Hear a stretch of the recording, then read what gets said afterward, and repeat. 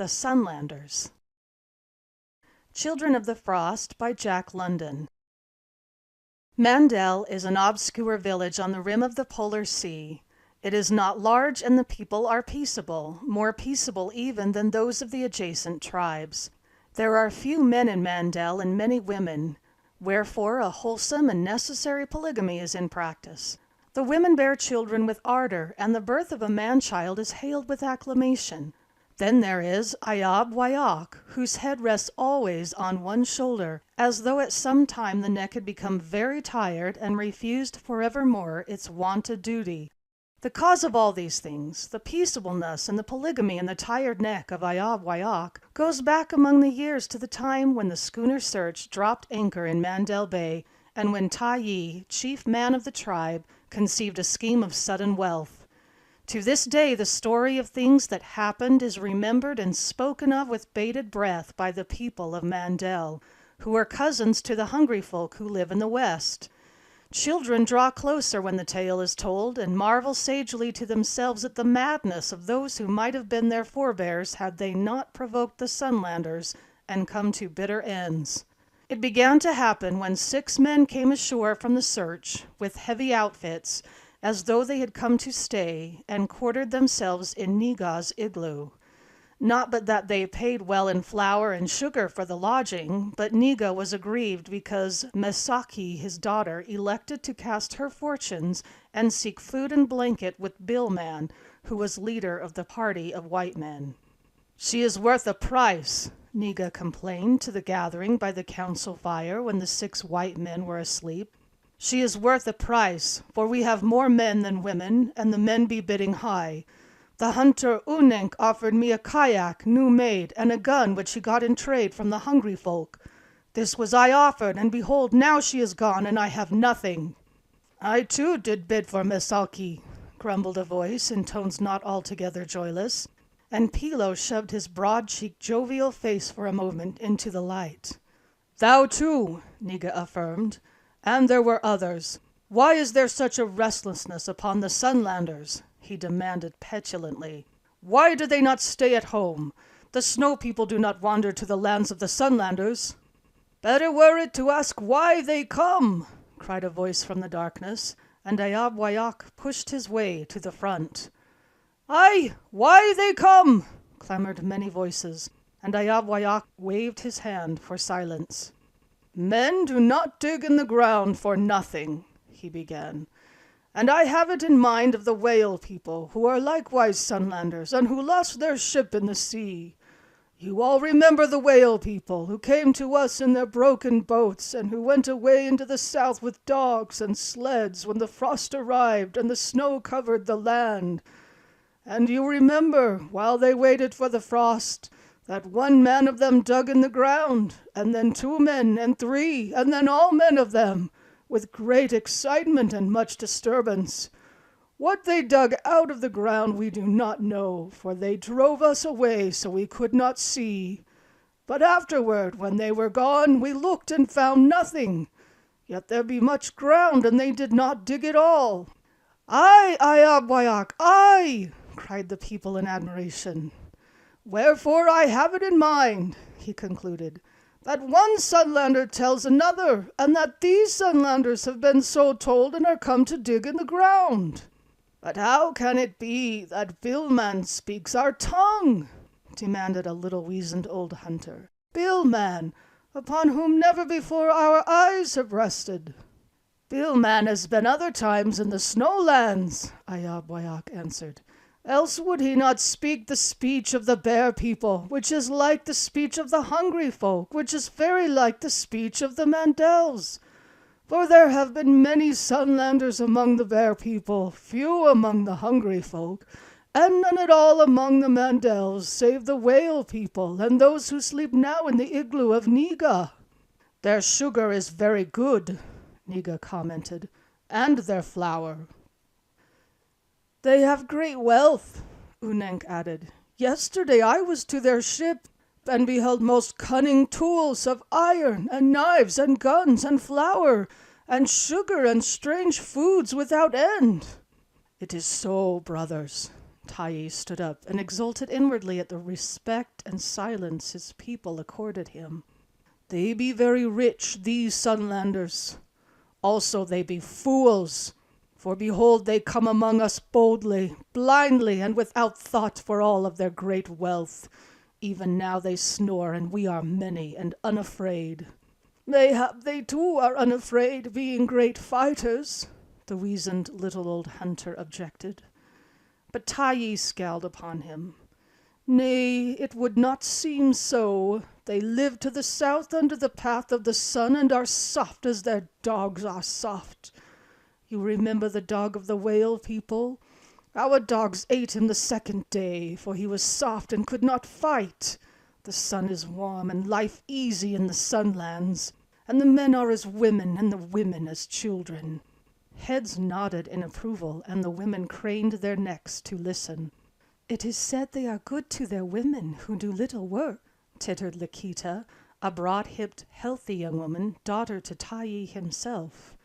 "Thou wouldst follow the feet of Misaki, eh?" he cried angrily. Then he turned swiftly to the tribesmen. "Look you, brothers, this is the way of the Sunlanders. They have eyes for our women, and take them one by one.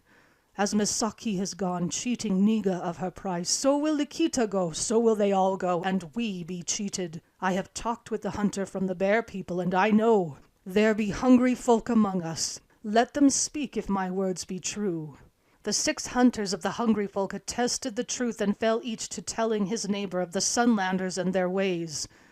There were mutterings from the younger men who had wives to seek, and from the older men who had daughters to fetch prices, and a low hum of rage rose higher and clearer. "They are very rich, and have cunning tools of iron, and knives, and guns without end," Tayi suggested craftily, his dream of sudden wealth beginning to take shape. "I shall take the gun of Billman for myself," Ayab Wayak suddenly proclaimed. "Nay, it shall be mine," shouted Niga, "for there is the price of Misaki to be reckoned." "Peace, O brothers!" Tayi swept the assembly with his hands. "Let the women and children go to their igloos. This is the talk of men. Let it be for the ears of men." "There be guns in plenty for all," he said when the women had unwillingly withdrawn. "I doubt not there will be 2 guns for each man, without thought of the flour and sugar and other things. The 6 Sunlanders in Niga's igloo will we kill tonight while they sleep. Tomorrow will we go in peace to the ship to trade, and there, when the time favors, kill all their brothers. And tomorrow night there shall be feasting and merriment and division of wealth, and the least man shall possess more than did ever the greatest before. Is it wise, that which I have spoken, brothers?" A low growl of approval answered him, and preparation for the attack was begun. The 6 hungry folk, as became members of a wealthier tribe, were armed with rifles and plenteously supplied with ammunition. But it was only here and there that a Mandel possessed a gun, many of which were broken, and there was a general slackness of powder and shells. This poverty of war weapons, however, was relieved by myriads of bone-headed arrows and casting spears for work at a distance, and for close quarters steel knives of Russian and Yankee make. "Let there be no noise," Tayi finally instructed, "but be there many on every side of the igloo, and close, so that the Sunlanders may not break through. Then do you, Niga, with 6 of the young men behind, crawl in to where they sleep. Take no guns which be prone to go off at unexpected times, but put the strength of your arms into the knives. And be it understood that no harm befall Misaki, who is worth the price," Niga whispered hoarsely. Flat upon the ground the small army concentrated on the igloo, and behind, deliciously expectant, crouched many women and children, come out to witness the murder. The brief August night was passing, and in the gray of dawn could be dimly discerned the creeping forms of Niga and the young men. Without pause, on hands and knees, they entered the long passageway and disappeared. Tayi rose up and rubbed his hands. All was going well. Head after head in the big circle lifted and waited. Each man pictured the scene according to his nature. the sleeping men, the plunge of the knives, and the sudden death in the dark. A loud hail, in the voice of a Sunlander, rent the silence, and a shot rang out. Then an uproar broke loose inside the igloo. Without premeditation, the circle swept forward into the passageway.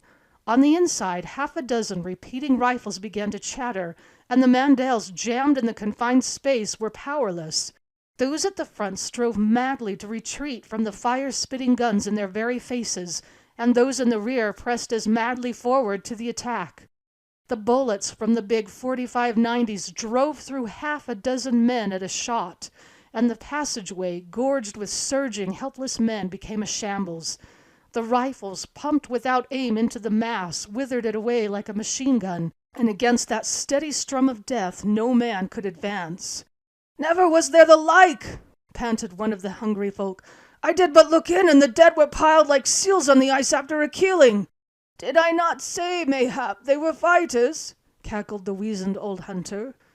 "It was to be expected," Ayab answered stoutly. "We fought in a trap of our making." "Oh, ye fools!" Tayi chided. "Ye sons of fools! It was not planned, this thing ye have done. To Niga and the 6 young men only was it given to go inside. My cunning is superior to the cunning of the Sunlanders, but ye take away its edge, and rob me of its strength, and make it worse than no cunning at all." No one made reply, and all eyes centered on the igloo, which loomed vague and monstrous against the clear northeast sky. Through a hole in the roof, the smoke from the rifles curled slowly upward in the pulseless air, and now and again a wounded man crawled painfully through the gray. "Let each ask of his neighbor for Niga and the 6 young men," Tayi commanded. And after a time the answer came back, "Niga and the 6 young men are not." "And many more are not," wailed a woman to the rear. "The more wealth for those who are left," Tayi grimly consoled. Then turning to Ayab, he said, "Go thou and gather together many sealskins filled with oil. Let the hunters empty them on the outside wood of the igloo and of the passage, and let them put fire to it ere the Sunlanders make holes in the igloo for their guns." Even as he spoke, a hole appeared in the dirt plastered between the logs, a rifle muzzle protruded, and one of the hungry folk clapped hand to his side and leaped in the air. A second shot through the lungs brought him to the ground. Tayi and the rest scattered to either side out of direct range, and Ayab hastened the men forward with the skins of oil. Avoiding the loopholes which were making on every side of the igloo, they emptied the skins on the dry drift logs brought down by the Mandel River from the tree lands to the south. Unenk ran forward with the blazing brand, and the flames leaped upward. Many minutes passed without sign, and they held their weapons ready as the fire gained headway. Tayi rubbed his hands gleefully as the dry structure burned and crackled. "Now we have them, brothers, in the trap." "And no one may gainsay me the gun of Billman," Ayab announced. "Save Billman," squeaked the old hunter, "for behold he cometh now." Covered with a singed and blackened blanket, the big white man leaped out of the blazing entrance, and on his heels, likewise shielded, came Misaki and the 5 other Sunlanders. The hungry folk tried to check the rush with an ill-directed volley, while the Mandels hurled in a cloud of spears and arrows, but the Sunlanders cast their flaming blankets from them as they ran, and it was seen that each bore on his shoulders a small pack of ammunition. Of all their possessions they had chosen to save that. Running swiftly and with purpose, they broke the circle and headed directly for the great cliff which towered blackly in the brightening day a half-mile to the rear of the village. But Tayi knelt on one knee and lined the sights of his rifle on the rearmost Sunlander. A great shout went up when he pulled the trigger, and the man fell forward, struggled partly up, and fell again. Without regard for the rain of arrows, another Sunlander ran back, bent over him, and lifted his arm across his shoulders. But the Mandel spearmen were crowding up into closer range, and a strong cast transfixed the wounded man. He cried out and became swiftly limp as his comrade lowered him to the ground. In the meanwhile, Billman and the 3 others had made a stand and were driving a leaden hail into the advancing spearmen. The fifth Sunlander bent over his stricken fellow, felt the heart, and then coolly cut the straps of the pack and stood up with the ammunition and extra gun. "Now is he a fool!" cried Taiyi, leaping high as he ran forward, to clear the squirming body of one of the hungry folk. His own rifle was clogged so that he could not use it, and he called out for someone to spear the Sunlander, who had turned and was running for safety under the protecting fire. The little old hunter poised his spear on the throwing stick, swept his arm back as he ran, and delivered the cast. "By the body of the wolf, say I, it was a good throw!" Taiyi praised, as the fleeing man pitched forward, the spear standing upright between his shoulders and swaying slowly forward and back. The little weazened old man coughed and sat down. A streak of red showed on his lips and welled into a thick stream. He coughed again, and a strange whistling came and went with his breath. "They too are unafraid, being great fighters," he wheezed, pawing aimlessly with his hands. "And behold, Billman comes now." Taiyi glanced up. 4 Mandels and one of the hungry folk had rushed upon the fallen man and were spearing him from his knees back to the earth. In the twinkling of an eye, Taiyi saw 4 of them cut down by the bullets of the Sunlanders.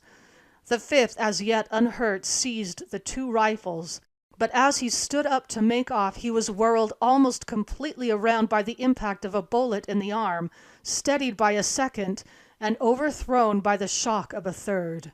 A moment later, and Billman was on the spot, cutting the pack straps and picking up the guns. This Taiyi saw, and his own people falling as they straggled forward, and he was aware of a quick doubt, and resolved to lie where he was and see more. For some unaccountable reason, Misaki was running back to Billman. But before she could reach him, Taiyi saw Pilo run out and throw arms about her.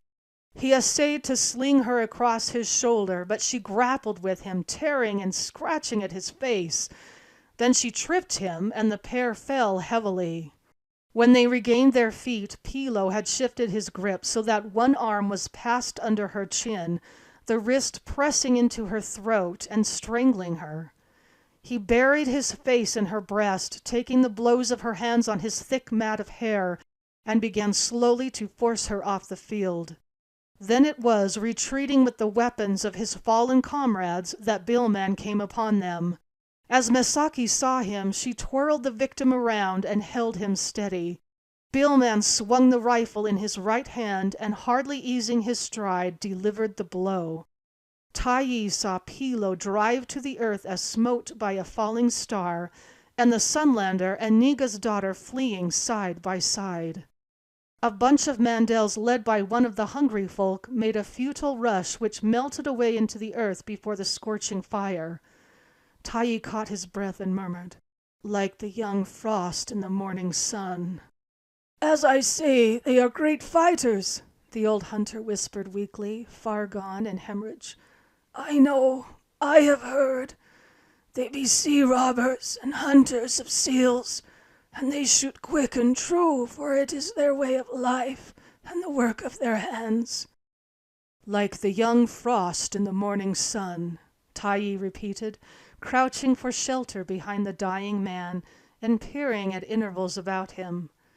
It was no longer a fight, for no Mandel man dared venture forward, and as it was, they were too close to the Sunlanders to go back. 3 tried it, scattering and scurrying like rabbits, but one came down with a broken leg, another was shot through the body, and the third, twisting and dodging, fell on the edge of the village. So the tribesmen crouched in the hollow places and burrowed into the dirt in the open, while the Sunlanders' bullets searched the plain. "Move not," Taiyi pleaded, as Ayabwayak came worming over the ground to him. "Move not, good Ayabwayak. Also you bring death upon us." "Death sits upon many," Ayabwayak laughed. "Wherefore, as you say, there will be much wealth in division. My father breathes fast and short behind the big rock yon, and behold, twisted like in a knot lieth my brother. But their share shall be my share, and it is well." "As you say, good Ayabwayak, and as I have said. But before division must come that which we may divide, and the Sunlanders be not yet dead." A bullet glanced from a rock before them, and singing shrilly rose low over their heads on its second flight. Tyee ducked and shivered, but Ayab Wayok grinned and sought vainly to follow it with his eyes. "So swiftly they go, one may not see them," he observed. "But many be dead of us," Tyee went on. "And many be left," was the reply. "And they hug close to the earth, for they have become wise in the fashion of fighting. Further, they are angered. Moreover, when we have killed the Sunlanders on the ship, there will remain but 4 on the land. These may take long to kill, but in the end it will happen." "How may we go down to the ship when we cannot go this way or that?" Tyee questioned. "It is a bad place where lie Bill Man and his brothers," Ayab Wayok explained. "We may come upon them from every side, which is not good. So they aim to get their backs against the cliff and wait until their brothers of the ship come to give them aid." "Never shall they come from the ship, their brothers. I have said it." Tyee was gathering courage again, and when the Sunlanders verified the prediction by retreating to the cliff, he was light-hearted as ever. "There be only 3 of us," complained one of the hungry folk as they came together for counsel. "Therefore, instead of 2, shall you have 4 guns each," was Tyee's rejoinder. "We did good fighting." "Ay, and if it should happen that 2 of you be left, then will you have 6 guns each. Therefore fight well." "And if there be none of them left?" Ayab Wayok whispered slyly. "Then will we have the guns, you and I," Tyee whispered back. However, to propitiate the hungry folk, he made one of them leader of the ship expedition. This party comprised fully 2/3 of the tribesmen, and departed for the coast, 12 miles away, laden with skins and things to trade. The remaining men were disposed in a large half-circle about the breastwork which Billman and his Sunlanders had begun to throw up. Tyee was quick to note the virtues of things, and at once set his men to digging shallow trenches. "The time will go before they are aware," he explained to Ayab Wayok, "and their minds being busy, they will not think over much of the dead that are, nor gather trouble to themselves. And in the dark of night they may creep closer, so that when the Sunlanders look forth in the morning light, they will find us very near." In the midday heat the men ceased from their work and made a meal of dried fish and seal oil which the women brought up. There was some clamor for the food of the Sunlanders in the igloo of Niga, but Tyee refused to divide it until the return of the ship party. Speculations upon the outcome became rife, but in the midst of it a dole boom drifted up over the land from the sea.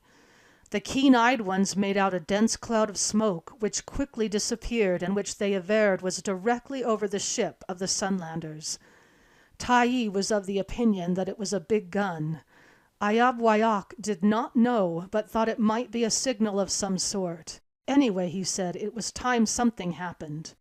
5 or 6 hours afterward, a solitary man was descried coming across the wide flat from the sea, and the women and children poured out upon him in a body. It was Unenk, naked, winded, and wounded. The blood still trickled down his face from a gash on the forehead. His left arm, frightfully mangled, hung helpless at his side.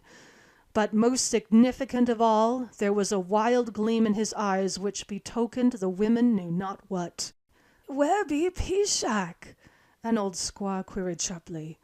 "And Olitli, and Polak, and Makuk," the voices took up the cry. But he said nothing, brushing his way through the clamorous mass and directing his staggering steps toward Tyee.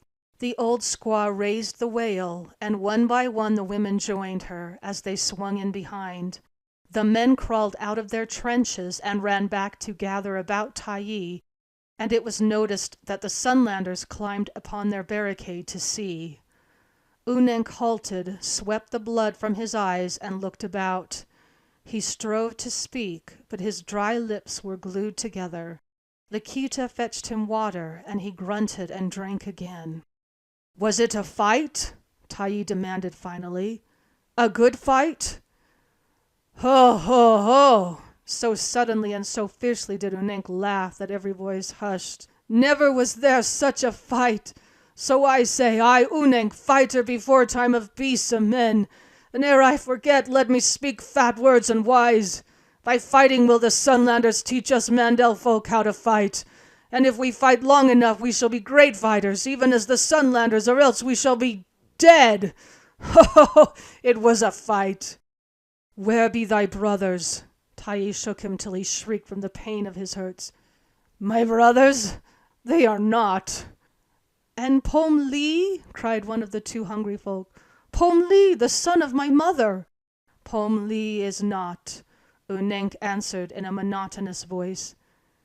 And the Sunlanders? From Ayab Wayak.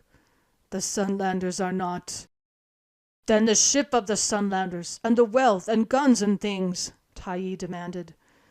Neither the ship of the Sunlanders, nor the wealth and guns and things, was the unvarying response. All are not, nothing is, I only am. And thou art a fool. It may be so, Unenk answered, unruffled. I have seen that which would well make me a fool. Taiyi held his tongue, and all waited till it should please Unenk to tell the story in his own way. We took no guns, O Taiyi, he at last began. No guns, my brothers, only knives and hunting bows and spears. And in twos and threes in our kayaks we came to the ship. They were glad to see us, the Sunlanders, and we spread our skins, and they brought out their articles of trade, and everything was well. And Pom Lee waited till the sun was well overhead, and they sat at meat, when he gave the cry, and we fell upon them. Never was there such a fight, and never such fighters. Half did we kill in the quickness of surprise, but the half that was left became as devils, and they multiplied themselves, and everywhere they fought like devils. 3 put their backs against the mast of the ship, and we ringed them with our dead before they died. And some got guns and shot with both eyes wide open, and very quick and sure. And one got a big gun, from which at one time he shot many small bullets. And so, behold, Unenk pointed to his ear neatly pierced by a buckshot. But I, Unenk, drove my spear through his back from behind. And in such fashion, one way and another, did we kill them all save the headman. And him we were about, many of us, and he was alone when he made a great cry and broke through us, 5 or 6 dragging upon him, and ran down inside the ship. And then, when the wealth of the ship was ours, and only the head man down below whom we could kill presently, why then there was a sound as of all the guns in the world, a mighty sound, and like a bird I rose up in the air, and the living Mandel folk, and the dead Sunlanders, the little kayaks, the big ship, the guns, the wealth, everything rose up in the air.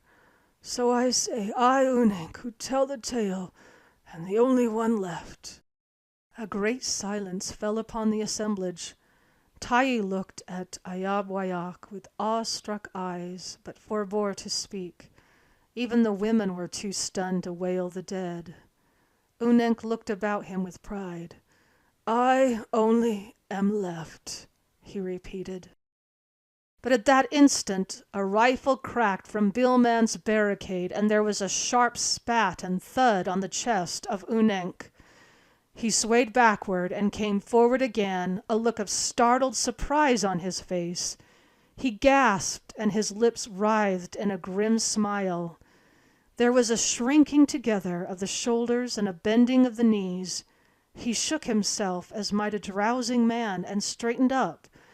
But the shrinking and bending began again, and he sank down slowly, quite slowly, to the ground. It was a clean mile from the pit of the Sunlanders, and death had spanned it.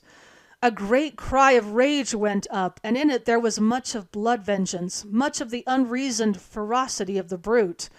Taiyi and Ayab Wayak tried to hold the Mandel folk back, were thrust aside, and could only turn and watch the mad charge. But no shots came from the Sunlanders, and ere half the distance was covered, many, affrighted by the mysterious silence of the pit, halted and waited. The wilder spirits bore on, and when they had cut the remaining distance in half, the pit still showed no sign of life. At 200 yards they slowed down and bunched. At 100 they stopped, a score of them, suspicious, and conferred together. Then a wreath of smoke crowned the barricade, and they scattered like a handful of pebbles thrown at random.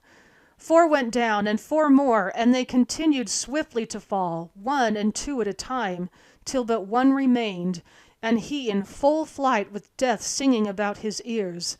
It was Nock, a young hunter, long-legged and tall, and he ran as never before. He skimmed across the naked open like a bird, and soared and sailed and curved from side to side. The rifles in the pit rang out in solid volley. They flutted in ragged sequence, and still Nock rose and dipped and rose again, unharmed. There was a lull in the firing, as though the Sunlanders had given over, and Nock curved less and less in his flight, till he darted straight forward at every leap. And then, as he leaped cleanly and well, 1 lone rifle barked from the pit, and he doubled up in mid-air, struck the ground in a ball, and like a ball bounced from the impact and came down in a broken heap. "Who so swift as the swift-winged lead?" Ayabwayak pondered. Tayi grunted and turned away. The incident was closed, and there was more pressing matter at hand. 1 hungry man and 40 fighters, some of them hurt, remained, and there were 4 Sunlanders yet to reckon with. "We will keep them in their hole by the cliff," he said, "and when famine has gripped them hard, we will slay them like children." "But of what matter to fight?" queried Oloof, one of the younger men. "The wealth of the Sunlanders is naught. Only remains that in the igloo of Niga, a paltry quantity." He broke off hastily as the air by his ear split sharply to the passage of a bullet. Tayi laughed scornfully. "Let that be thy answer. What else may we do with this mad breed of Sunlanders which will not die?"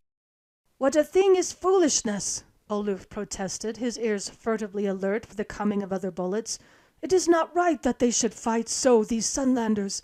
Why will they not die easily? They are fools not to know that they are dead men, and they give us much trouble." "We fought before for great wealth. We fight now that we may live," Ayabwayak summed up succinctly. That night there was a clash in the trenches and shots exchanged, and in the morning the igloo of Niga was found empty of the Sunlanders' possessions. These they themselves had taken, for the signs of their trail were visible to the sun. Oloof climbed to the brow of the cliff to hurl great stones down into the pit, but the cliff overhung, and he hurled down abuse and insult instead, and promised bitter torture to them in the end. Billman mocked him back in the tongue of the bear folk, and Tayi, lifting his head from a trench to see, had his shoulder scratched deeply by a bullet. And in the dreary days that followed, and in the wild nights when they pushed the trenches closer, there was much discussion as to the wisdom of letting the Sunlanders go. But of this they were afraid, and the women raised a cry always at the thought. This much they had seen of the Sunlanders. They cared to see no more. All the time the whistle and blub-blub of bullets filled the air, and all the time the death list grew. In the golden sunrise came the faint, far crack of a rifle, and a stricken woman would throw up her hands on the distant edge of the village. In the noonday heat, men in the trenches heard the shrill sing-song and knew their deaths, or in the grey afterglow of evening the dirt kicked up in puffs by the winking fires. And through the long nights the long wah-hoo-ha, wah-hoo-ha of a mourning woman held dolorous sway. As Tayi had promised, in the end famine gripped the Sunlanders, and once when an early fall gale blew, one of them crawled through the darkness past the trenches and stole many dried fish. But he could not get back with them, and the sun found him vainly hiding in the village.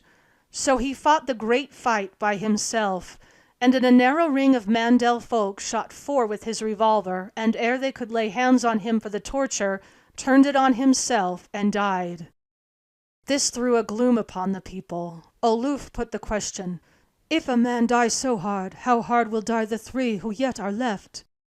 Then Misaki stood up on the barricade and called in by name 3 dogs which had wandered close, Meat and Life, which set back the day of reckoning and put despair in the hearts of the Mandel folk, and on the head of Misaki were showered the curses of a generation. The days dragged by, the sun hurried south, the nights grew long and longer, and there was a touch of frost in the air, and still the Sunlanders held the pit. Hearts were breaking under the unending strain, and Taiyi thought hard and deep. Then he sent forth word that all the skins and hides of all the tribe be collected. These he had made into huge cylindrical bales, and behind each bale he placed a man.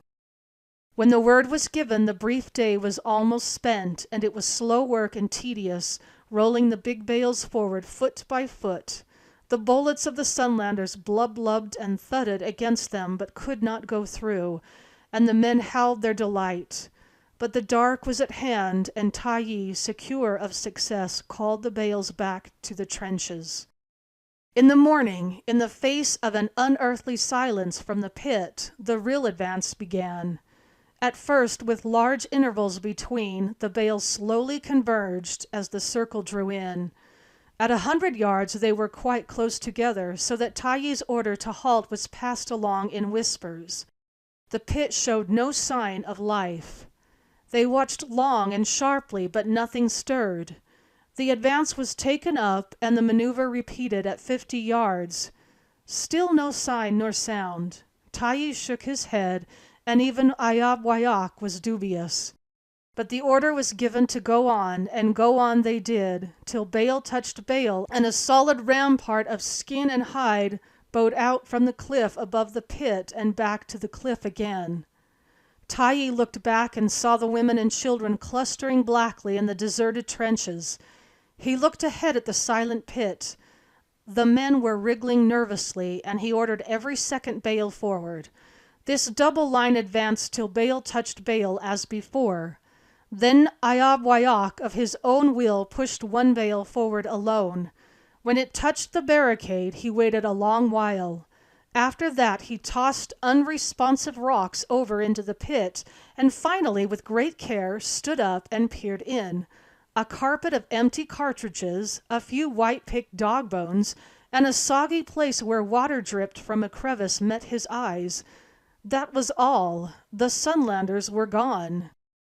There were murmurings of witchcraft, vague complaints, dark looks which foreshadowed to Taiyi dread things which yet might come to pass, and he breathed easier when Ayab Wayak took up the trail along the base of the cliff.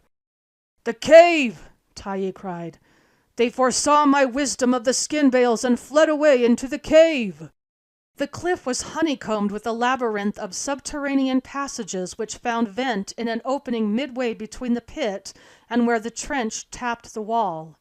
Thither, and with many exclamations, the tribesmen followed Ayab Wayak, and arrived, they saw plainly where the Sunlanders had climbed to the mouth 20 and odd feet above.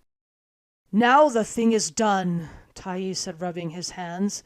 "Let word go forth that rejoicing be made, for they are in the trap now, these Sunlanders, in the trap. The young men shall climb up, and the mouth of the cave be filled with stones, so that Billman and his brothers and Misaki shall by famine be pinched to shadows and die cursing in the silence and dark." Cries of delight and relief greeted this, and Hauga, the last of the hungry folk, swarmed up the steep slant and drew himself crouching upon the lip of the opening. But as he crouched, a muffled report rushed forth, and as he clung desperately to the slippery edge, a second. His grip loosed with reluctant weakness, and he pitched down at the feet of Taiyi, quivered for a moment like some monstrous jelly, and was still. "How should I know they were great fighters and unafraid?" Taiyi demanded, spurred to defense by recollection of the dark looks and vague complaints. "We were many and happy," one of the men stated baldly. Another fingered his spear with a prurient hand. but Oluf cried them cease. "Give ear, my brothers, there be another way. As a boy I chanced upon it playing along the steep. It is hidden by the rocks, and there is no reason that a man should go there. Wherefore it is secret, and no man knows. It is very small, and you crawl on your belly a long way, and then you are in the cave. Tonight we will so crawl without noise on our bellies, and come upon the Sunlanders from behind. And tomorrow we will be at peace, and never again will we quarrel with the Sunlanders in the years to come." "Never again," chorused the weary man. "Never again," and Tyee joined with them. That night, with the memory of their dead in their hearts, and in their hands stones and spears and knives, the horde of women and children collected about the known mouth of the cave. Down the 20 and odd precarious feet to the ground no Sunlander could hope to pass and live. In the village remained only the wounded men, while every able man, and there were 30 of them, followed Oluf to the secret opening. 100 feet of broken ledges and insecurely heaped rocks were between it and the earth, and because of the rocks, which might be displaced by the touch of hand or foot, but one man climbed at a time. Oluf went up first, called softly for the next to come on, and disappeared inside. A man followed, a second and a third, and so on till only Tyee remained. He received the call of the last man, but a quick doubt assailed him, and he stayed to ponder. Half an hour later he swung up to the opening and peered in. He could feel the narrowness of the passage, and the darkness before him took on solidity. The fear of the walled-in earth chilled him, and he could not venture. All the men who had died, from Niga, the first of the Mandels, to Hauga, the last of the hungry folk, came and sat with him, but he chose the terror of their company rather than face the horror which he felt to lurk in the thick blackness. He had been sitting long when something soft and cold fluttered lightly on his cheek, and he knew the first winter snow was falling. The dim dawn came, and after that the bright day, when he heard a low guttural sobbing which came and went at intervals along the passage, and which drew closer each time and more distinct. He slipped over the edge, dropped his feet to the first ledge, and waited. That which sobbed made slow progress, but at last, after many halts, it reached him, and he was sure no Sunlander made the noise. So he reached a hand inside, and where there should have been a head felt the shoulders of a man uplifted on bent arms. The head he found later, not erect, but hanging straight down so that the crown rested on the floor of the passage. "Is it you, Tyee?" the head said. "For it is I, Ayabwayak, who am helpless and broken as a rough-flung spear.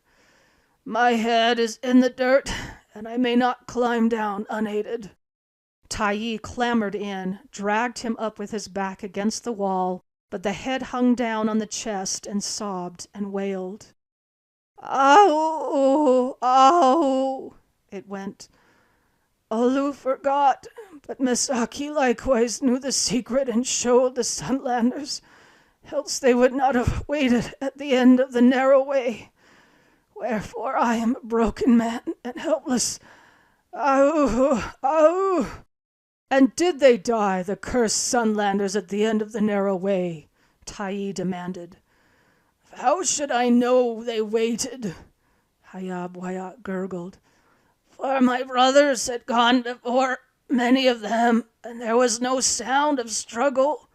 How should I know why there should be no sound of struggle? And ere I knew, 2 hands were about my neck so that I could not cry out and warn my brothers yet to come. And then there were 2 hands more on my head, and 2 more on my feet. In this fashion the 3 Sunlanders had me, and while the hands held my head in the one place, the hands on my feet swung my body around, and as we wring the neck of a duck in the marsh, so my neck was wrung. But it was not given that I should die," he went on, a remnant of pride yet glittering. "I only am left.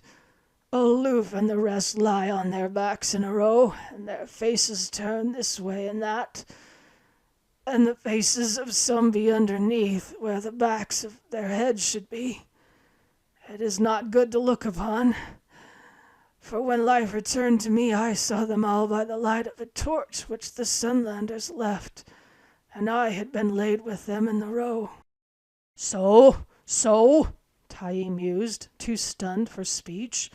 He started suddenly and shivered, for the voice of Billman shot out at him from the passage. "It is well," it said. "I look for the man who crawls with the broken neck, and lo, do I find Tyee. Throw down the gun, Tyee, so that I may hear it strike among the rocks." Tyee obeyed passively, and Billman crawled forward into the light. Tyee looked at him curiously. He was gaunt and worn and dirty, and his eyes burned like twin coals in their cavernous sockets. "I am hungry, Tyee," he said, "very hungry." "And I am dirt at thy feet," Tyee responded. "Thy word is my law.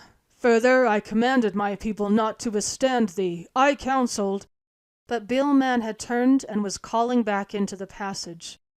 "Hey, Charlie, Jim, fetch the woman along and come on. We go now to eat," he said, when his comrades and Misaki had joined them. Tyee rubbed his hands deprecatingly. "We have little, but it is 9. "After that we go south on the snow," Billman continued. "May you go without hardship, and the trail be easy." "It is a long way. We will need dogs and food, much." "Thine the pick of our dogs and the food they may carry." Billman slipped over the edge of the opening and prepared to descend. "But we come again, Tyee, we come again, and our days shall be long in the land." And so they departed into the trackless south, Billman, his brothers, and Misaki. And when the next year came, the search number 2 rode at anchor in Mandel Bay. The few Mandel men who survived because their wounds had prevented their crawling into the cave went to work at the best of the Sunlanders and dug in the ground. They hunt and fish no more, but receive a daily wage, with which they buy flour, sugar, calico, and such things which the search number 2 brings on her yearly trip from the Sunlands.